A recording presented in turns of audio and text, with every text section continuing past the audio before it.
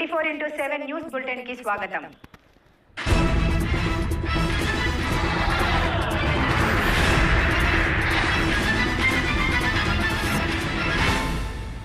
యుద్ధోన్మాద America దుశ్చర్యలను వ్యతిరేకించాలని, petrol, diesel, gas కొరతను నివారించాలని CPM party జిల్లా కార్యదర్శి కొల్లుగంగునాయుడు అన్నారు. బలిజిపేట ప్రజాసంఘాల కార్యాలయంలో సిపిఎం పార్టీ మండల నాయకులు యమ్మల మన్మథరావు అధ్యక్షతన బుధవారం జరిగిన సమావేశంలో సిపిఎం పార్టీ జిల్లా కార్యదర్శి కొల్లిగంగునాయుడు, కార్యదర్శివర్గ సభ్యులు ఎన్. వై.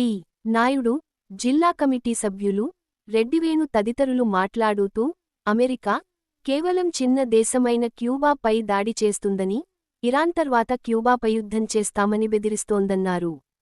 తన మాట వినని దేశాలను దురాక్రమణ చేయడం, తనను వ్యతిరేకించే దేశాధ్యక్షులను చంపివేయడం అమెరికా చేస్తున్న దుర్మార్గంగని, యుద్ధాల వల్ల ప్రపంచ శాంతి కోల్పోయే పరిస్థితి ఉన్నదన్నారు.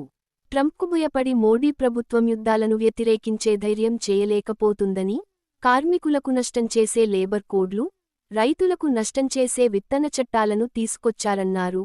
ఉపాధి హామీలో ఫేస్యాప్ తెచ్చి ఉపాధి కార్మికులను ఇబ్బందులు పెడుతున్నారన్నారు.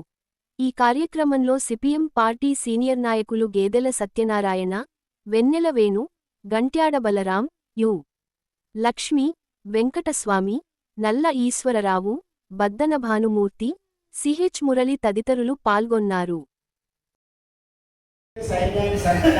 కొత్తగా అధ్యక్షుడు, సైన్యాధ్యక్షుడు వీళ్ళందరినీ నియమించుకొని ముందుకు నడిపించే వ్యవస్థ జనాన్ని ఈరోజు సంపాదించారు. కాబట్టి ఇవాళ ఫిబ్రవరి 28 ఇదంతా 2 నెలలు అయిపోయాయి. 60 రోజులు.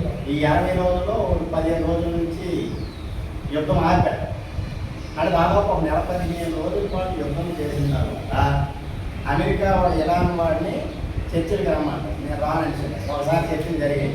ఇరాన్ ఎవడైనా ఇప్పుడు భగవంతుడు